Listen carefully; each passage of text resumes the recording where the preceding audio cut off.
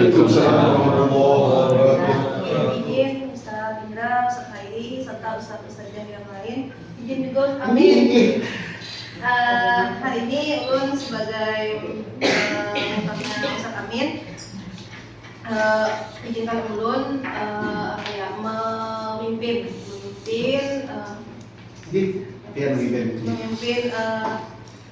refleksi hasil observasi, yaitu setiap kelompok memberikan umpan baliknya, entah itu dari langsung pembelajaran ataupun materi ADP. Nah, sebelumnya Ulun dulu ya sebagai mentor dan sebagai perwakilan dari kelompok juga sebagai observer. Jadi melihat dari hasil report teaching Amin hari ini, masya Allah luar biasa, sangat menginspirasi dan juga sangat memberikan banyak pembelajaran dan pengalaman yang bisa nanti diterapkan dalam proses pembelajaran di kelas. Nah, yang melihat dari Ustaz Amin itu, beliau ini adalah guru yang sangat energik, sangat bisa membangun suasana kelas, dan ditambah dengan suara beliau yang sangat nyaring. Itu menurut sangat membantu. Kalau lu sebagai siswa kayaknya kalau ada guru yang suara nyaring itu lebih fokus untuk belajar. Kayaknya suara Ustaz Amin ini dari sini ke rumah sakit kayak kedengeran gitu. Itu apresiasi yang pertama. Terus yang kedua, terus pembukaannya yang sangat menarik. Tadi kira Ustaz Amin pembukaannya alhamdulillah luar biasa, sejuk. Allah ya, itu juga awal pembelajaran pada saat pembelajaran yang luar biasa gitu untuk membangun semangat siswa. Terus selanjutnya sama dengan Ustaz Iqbal tadi, ada menampilkan kembali kesepakatan kelas atau kontrak belajar. Karena biasanya kita sebagai guru, Ulun juga itulah biasanya paling untuk kesepakatan kelas atau kontrak belajar itu biasanya kan cuma di awal-awal semester. Nah, bagusnya kayak Amin, Iqbal kayaknya setiap kali pembelajaran atau kita masuk kelas kayaknya perlu diingatkan, karena mungkin hanya 1-2 orang saja siswa itu yang ingat tentang kesepakatan kelas. Bagusnya itu setiap pada saat kita masuk kayak harus diingatkan gitu. Entah itu mereka lupa atau memang sengaja gitu lah, tidak melaksanakan kesepakatan kelas. Terus selanjutnya Ustaz Amin selalu memberikan kesempatan kepada peserta didik atau siswa, selalu melibatkan siswa dalam proses pembelajaran, entah itu pada saat pengerjaan LK, terus pada saat mengerjakan ke depan, menyampaikan hasil dari LK itu luar biasa. Terus selanjutnya memanfaatkan waktu tulis, terus yang sangat bagus itu pembelajarannya sangat kontekstual. Kenapa sangat kontekstual? Karena di awal di PPT-nya yang kita lihat beliau menampilkan sebuah berita atau fenomena yang terjadi itulah, yang itu memang real dan sesuai fakta yang terjadi di kehidupan kita sehari-hari. Kalau kita membahas harta warisan itu sangat rentan kaitannya dengan yang namanya konflik ataupun bahkan tadi yang diperlihatkan sampai tindakan kriminal. Nah, untuk syaratnya Amin sebelumnya kan kita diskusi tadi biar cuma mungkin di EPP ada tulisan di lintas disiplin ilmu atau kemitraan guru matematika sama sosiologi, tapi pada saat di pembelajaran mungkin terlewatkan. Makanya juga didiskusi bahwasanya untuk membahas satu warisan ini selalu rentan dengan yang namanya materi konflik, bahkan sampai yang namanya tindakan kriminal. Nah, itu perlu disampaikan ke anak-anak. Kenapa penting? Kenapa perlu mempelajari yang namanya harta warisan? Karena untuk paling tidak tuh untuk jangan sampai terjadi konflik gitu. Apalagi kan antar keluarga nanti dengan adanya konflik, bahkan sampai terjadinya tindakan kriminal, itu akan memutus yang namanya silaturahmi. Mungkin dari Ulun sebagai mentor dan perwakilan dari kelompok 2 itu saja Ustaz. Mungkin selanjutnya Ulun berikan kesempatan kepada kelompok 4. Kelompok 1 Ustaz Khairi, Ustazah Maria, Ustaz Ridho, dan Ustazah Hairina dipersilakan untuk memberikan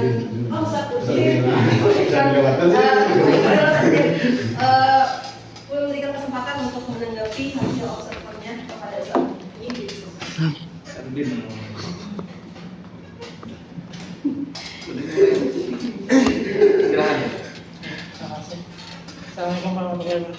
Waalaikumsalam warahmatullahi wabarakatuh. Ya, menarik ya dari pemaparan Ustaz Agus tadi. Jadi yang awalnya belum terlalu banyak tahu tentang waris, jadi ya mungkin lebih tahu juga sekarang. Berkaitan dengan sama ya mungkin ya komentar Ustaz Iqbal tadi serupa. Yang saya soroti pertama adalah penggunaan media sudah sangat bagus kayaknya. Lihat dari menampilkan slide PowerPoint-nya, kemudian masalah yang ada di sana juga sudah lumayan tergambar. Namun mungkin kalau bisa ditambah mungkin ya video biar gayanya masalahnya lebih tergambar gitu. Mungkin berita yang ada di televisi atau mungkin berita online yang ada di videonya dimasukkan ke dalam itu bisa jadi mungkin lebih memotivasi peserta didik atau murid untuk mendalami masalah tersebut. Itu.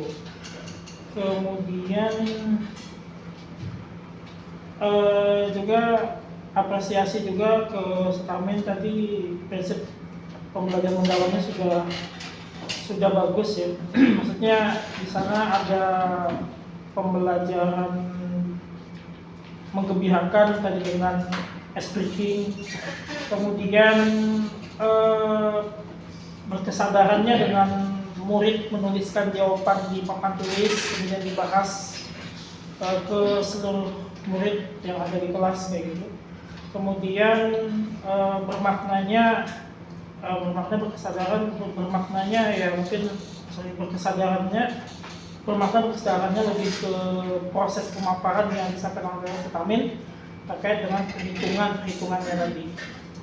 Mungkin itu ya, lebih ke sana. Terima kasih. Terima kasih Ustaz atas observasinya pada Ustaz Amin yang ini Ustaz Hairi,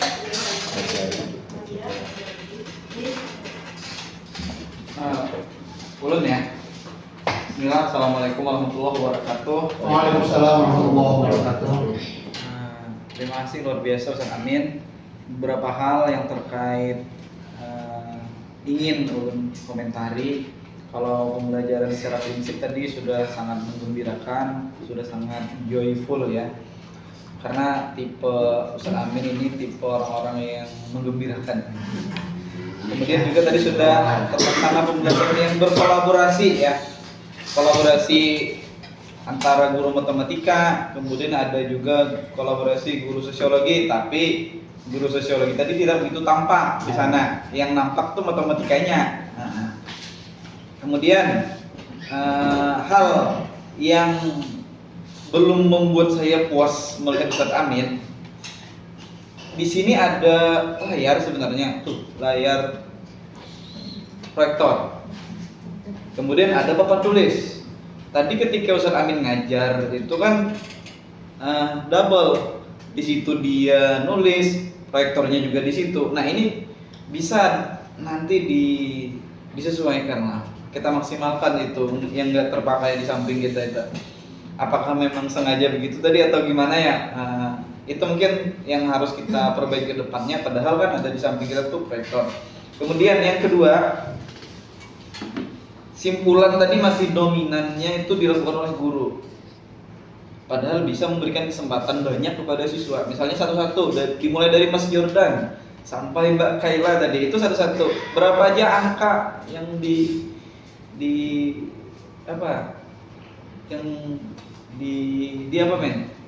yang termuat di tulisan itu berapa per berapa aja gitu. Itu diberikan kesempatan kepada mereka.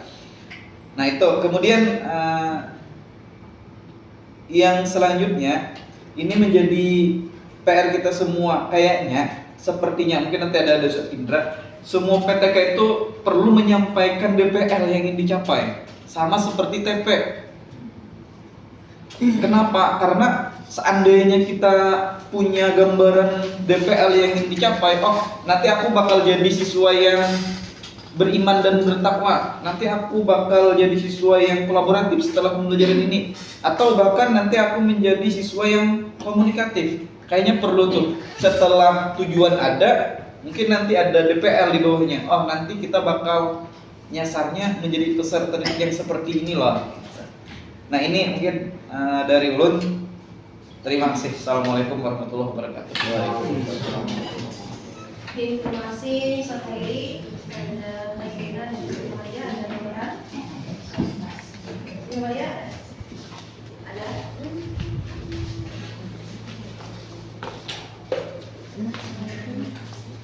Mungkin menanyakan dana ini untuk slogan di Oh, slogan masih belum ada kami ya. kayaknya untuk penyampaian moral plus tadi sudah di mungkin Penyampaian itu ada spesifik di awal tapi digabungkan di tengah. Tadi ketika menyampaikan kalimat angka-angkanya. karena tadi kan Mas Jordan menyampaikan apakah ada yang Al-Quran, tadi kan ada disampaikan, cuma memang belum tidak langsung dijawab. Tersirat. Apakah mungkin nanti perlu langsung dijawab saat anak murid menanyakan, bisa langsung misalnya ada jawabannya, misalnya mungkin mau dibacakan bersama-sama, mungkin biar lebih sama-sama tahu oh pelajaran kita ini nyambung ke ayatnya apa, karena sudah ada di RPA-nya. Sama ini di pemuatan kelas ini berupa ayat atau hadis? Ayat. Nah, mungkin perlu ditulis ini surah apa, ayatnya apa. Tapi sudah ada sih. Terima kasih. Terima kasih Ustazah Maya dan Ustazah yang lain dari perwakilan kelompok 1. Selanjutnya kelompok 2 ada yang mau memberikan hasil observasinya terhadap Ustaz Amir, Ustaz Abu, Ustaz Najwa, Ustaz Najwa, dan Ustaz Andi. Izin menyampaikan apa yang ulun pelajari dari apa yang ditampilkan oleh Ustaz Amin tadi. Alhamdulillah sebagai kawan yang hari ini sama-sama maju kan. Pertama yang ulun apresiasi dan jadi menginspirasi ulun adalah bagaimana Ustaz Amin mengajak siswa untuk aktif. Apakah itu secara sukarela ataupun terpaksa tadi kan. Bagaimana Ustaz Amin ada menyisipkan kata-kata maju satu-satu bandingkan hari ini. Itu mau kada mau siswa-siswa yang lain pun harus memperhatikan dan mempelajari apa yang hari ini disampaikan oleh Ustaz Amin gitu. Dan memang terbukti satu-satu akhirnya pada maju dan memang dipaksa untuk belajar dan mempelajari apa yang disampaikan. Kemudian yang kedua, apakah ulun terlewat ataukah memang ini simulasinya ceritanya pertemuan yang keberapa?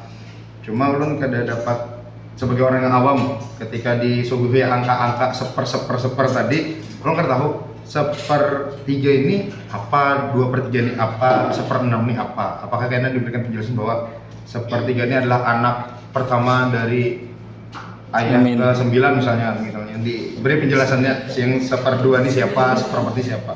Karena ulun kada sebagai orang yang awam kada tahu ya tenang angka-angka ini munculnya dari mana. Dan sisanya alhamdulillah penjelasannya sederhana dan mudah dipahami. Itu aja kira-kira. Terima kasih. Terima kasih Ustaz Iqbal, Ustaz Najwa, Ustaz Abu dan Bu Suji, ada tambahan? Coba Ustaz Abu. Ada tambahan? Terima kasih. Selanjutnya ulun silakan kepada kelompok 3 Ustaz Rizky, Ustaz Indri, Ustaz Aida dan Ustaz ini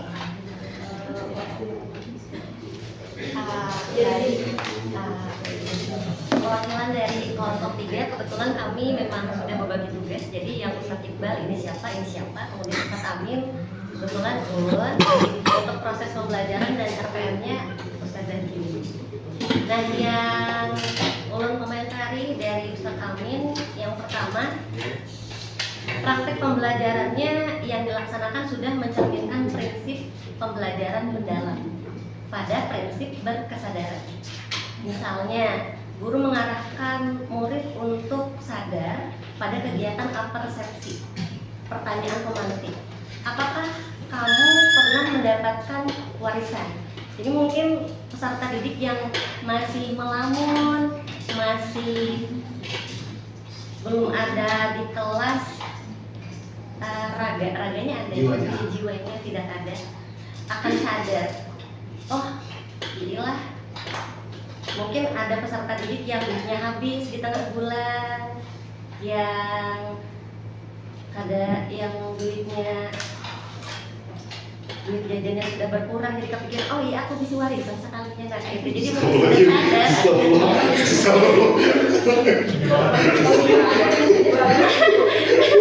jadi peserta didik akan sadar dan semangat untuk mempelajari tentang warisan ini gitu. Jadi pada praktek pembelajaran berkesadaran sudah tercapai. Kemudian pada kegiatan inti di pengalaman belajar mengaplikasi pada langkah pembagian kelompok ya Ustaz ya. Nah di situ kan di RPM sudah jelas itu peserta didik dibagi kelompok ya. Nah pada saat praktek ini Bian kan karena pesertanya hanya 4 kita adakan tugas individu saja ada Bian gitu. Jadi mungkin saran dari Ulun kalau bisa walaupun 4 bagi aja 2-2 jadi tetap berkelompok. Jadi apa yang Bian sampaikan proses pembelajaran ini sama dengan RPM yang Ulun baca gitu. Itu saja dari Ulun, terima kasih. Terima kasih student ini, Saya kasih saja di sini Ulun tentang perencanaan pembelajaran. Jadi Ulun terkait FPM-nya Ustaz Amin. Pertama beberapa aspek yang diamati. Pertama tentang keselarasan. Menurut kami FPM yang dibuat beliau telah selaras. Jadi memadai di mana tujuannya, langkahnya, asesmennya dan DPL-nya pun telah tertulis jelas di modul di FPM yang dibuat. Hanya saja mungkin ada beberapa kurang teliti. Contohnya di DPL-nya mungkin bisa dibuka juga DPL-nya ada kotak yang tidak ada kotaknya kan checklist yaitu di kesehatan sama komunikasi. Sehingga awalnya ketika saya melihat FPM, ketika melihat dimensinya saya kira yang dicasar itu profilnya cuma tiga yaitu keimanan, penerapan kritis sama kolaborasi karena yang bercentang cuma itu. Ternyata ketika ke bawah ternyata yang di asesmen juga komunikasi. Lalu saya kembali ke atas, ternyata komunikasi ketinggalan kotaknya. Nah sehingga itu menurut saya awalnya sederhana saja tapi ternyata berdampak ternyata beliau tujuan itu 4 dimensi. Nah jadi mungkin lebih teliti lagi dalam menulis FPM karena itu juga penting walaupun hanya kotaknya aja nggak ada. Itu pertama.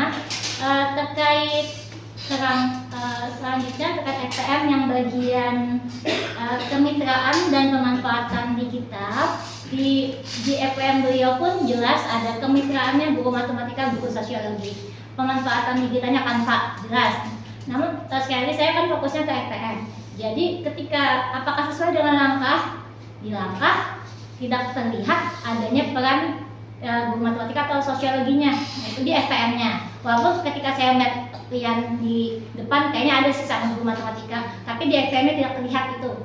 Lalu pada pemanfaatan digital beliau menuliskan Canva. Lalu apakah sesuai dengan langkah, itu kan indikatornya ketika dia di langkah tidak ada menyiratkan Canva itu dipakai saat apa, sehingga saya berasumsi mungkin ketika ini Canva ini dipakai pada saat orientasi masalah atau pada saat presentasi siswa, sehingga yang membaca pun menjadi ambigu, sehingga mungkin perlu untuk dituliskan bahwa Canva itu digunakan saat apa, saat orientasi masalah, saat beliau memaparkan materi, atau saat siswanya itu presentasi, atau saat mengaplikasi. Nah itu mungkin dituliskan lebih jelas pada FPM itu terkait pemanfaatan digitalnya. Lalu untuk langkah pembelajaran insya Allah sudah sesuai dengan FPM, sudah ada memahami, mengaplikasi, sama merefleksi. Oke. Nah itu tadi sudah. Lalu tentang assessment, di assessment yang sudah dibuat pada FPM untuk tujuan profil lulusannya ada, sudah assessmentnya ada, duduknya ada, bagus. Tapi untuk tujuan pembelajaran materi itu belum ada tertulis di FPM. Kan tujuan TP beliau itu tentang warisan. Nah itu kadang-kadang di FPM itu menganukan sangat baiknya saat apa, atau mungkin bagaimana penilaian terkait materinya. Yang ada adalah rubrik untuk profil lulusan. Jadi mungkin untuk perbaikannya dituliskan juga asesmen terkait pencapaian TP materi. Yang di sini cuma ada RK-nya saja, RK-nya. Tapi untuk pencapaiannya rubriknya belum ada untuk asesmen. Lalu dan itu saja. Jadi intinya ada kelebihan FPM yang beliau buat adalah ini saya tuliskan bahwa FPM-nya terlihat rapi, dan juga ketikanya bagus, serta semua komponen FPM telah ada pada FPM beliau. Itu kelebihan perencanaan pembelajaran beliau. Yang perlu ditingkatkan yaitu pertama ketelitian, dan juga terkait ini pembagian waktu pada setiap JP. Rangka pembelajaran kan ada berapa menit dibagi, pembukaannya itu berapa menit, kegiatan intinya berapa menit, mungkin itu bisa dituliskan di FPM. Lalu rekomendasinya tidak ada itu aja. Terima kasih. Wassalamualaikum warahmatullahi wabarakatuh. Waalaikumsalam warahmatullahi wabarakatuh. Oke, terima kasih Soe Doni dan kelompok 3 atas observasinya pada Amin. Selanjutnya pada Ustaz Indra. Oke, Assalamualaikum warahmatullahi wabarakatuh. Waalaikumsalam warahmatullahi wabarakatuh.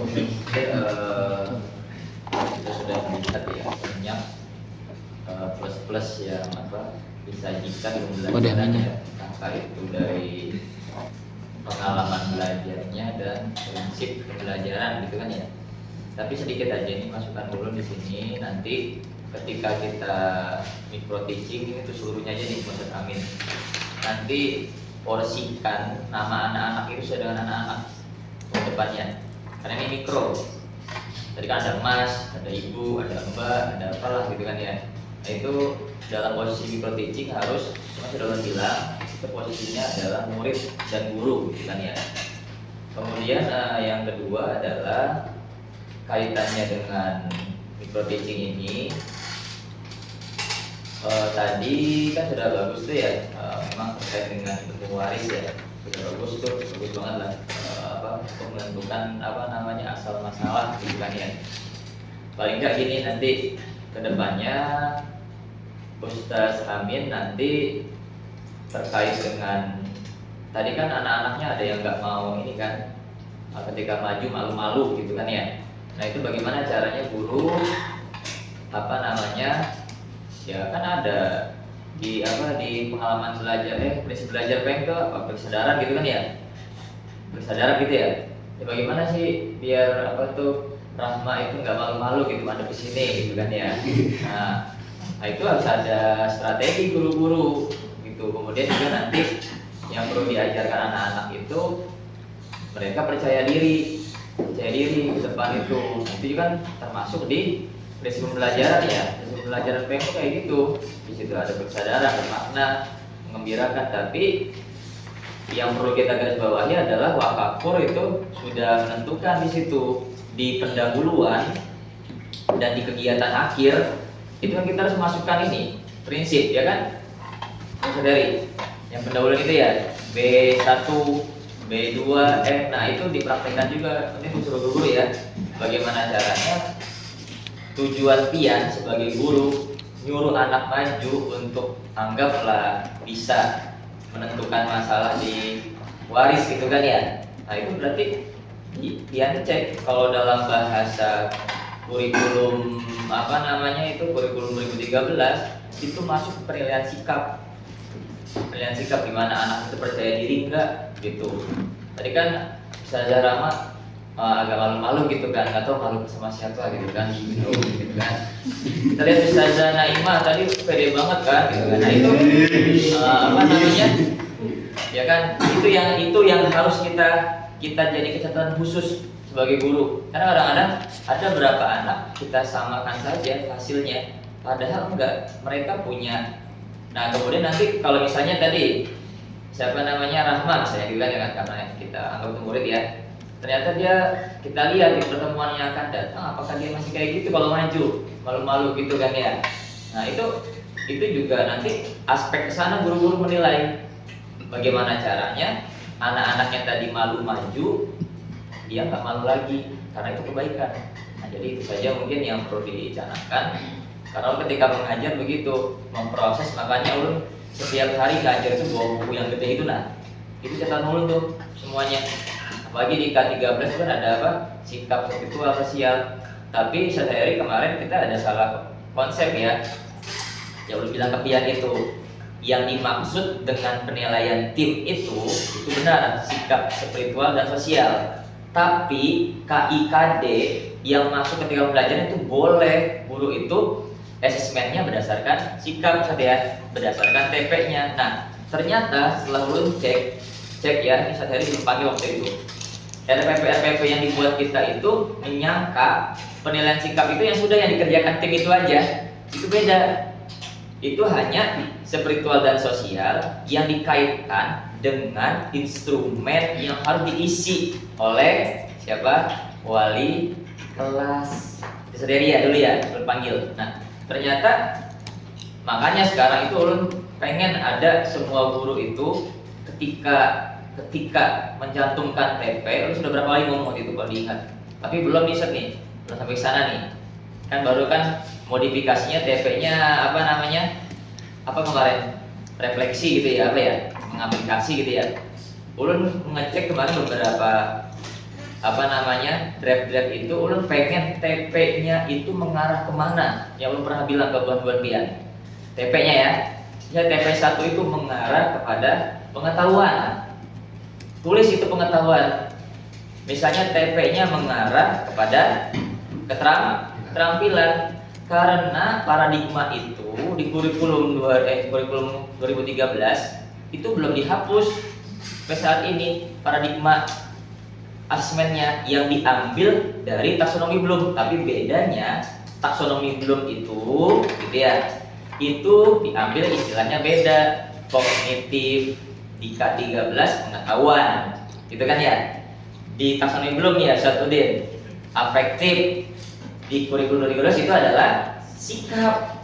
Kemudian di taksonomi Bloom itu apa namanya, psikomotorik, tapi di K13 sebenarnya itu sama. Bedanya di K13 itu diindonesiakan. Jadi itu perlu dicatat ya oleh guru-guru. Jadi usahakan TP itu, kenapa ulun suruh guru-guru itu sama ketika jadi narasumber di mana-mana. Ternyata itu diaplikasikan loh oleh sekolah lain. TP itu salah satu cikal bakal matchingnya asmen. Ini enggak, TP-nya kita bingung ini mengarah ke pengetahuan kah, mengarah ke keterampilan kah, atau mengarah ke sikap. Asesmennya pasti cek di bawah, nggak matching. Makanya nanti minta rela sehabis ini saya tadi SOP kan kembali tambahan revisi. Guru-guru tolong TP-nya itu juga dipertimbangkan mengarah kemana. Contohnya kita masukkan pendekatan PM. Di situ ada apa? Pengalaman belajar. Ada apa namanya? Yang pertama adalah memahami. Kemudian yang kedua adalah mengaplikasi. Yang ketiga adalah merefleksi. Yang saja. Tapi paling enggak di situ pian sudah tahu kemana arahnya. Pengetahuan kah, keterampilan kah, atau sikap, atau mau dipatok rata semuanya dari memahami, mengaplikasi, refleksi, patok rata, keterampilan semuanya. Oke, nggak apa-apa, tapi tanggung jawab. Nah, makanya lu program ini kuliti habis-habis nih, karena ulun ingin kemajuan pedagogik pian-pian. Insya Allah nanti target kami apa tadi?